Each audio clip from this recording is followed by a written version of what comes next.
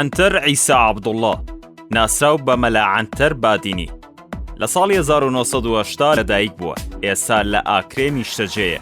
پیشەی ئێستای پێشنوێژ و وتارخوێنە. لە ساڵی 2002ەوە پەیوەندی بە کاری ئیسلامیەوە کردووە.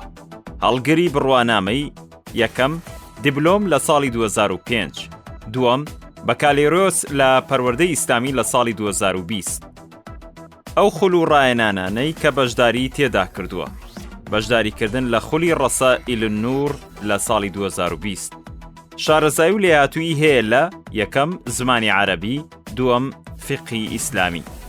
چالاکی و ڕۆشنبیری و کلتوری نووسین، بەشداری کۆنگرە و کۆنفرانسی زانستی کۆڕوانەوتنەوە دوو جار بەشداری کردووە لە کۆڕبەندی زانایانی ئیسلامی مولتەقە العولەما لە شاری دیاربەکر لە وڵاتی تورکیا.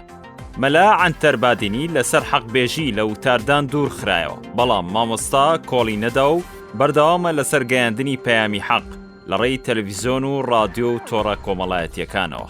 پەیامی پاڵەوراو بۆ دەنگدەران: داوا لە هەوڵاتیانی کوردستان دەکەم بەشداری لە هەڵبژاردن بکەن و دەسەڵاتی ستەمکار و گەندەڵی ئەم هەرێمە بگۆڕ، دەنگ بدەن بە لیستی شکۆمەندی و مەردایەتی کۆمەڵی دادگەری.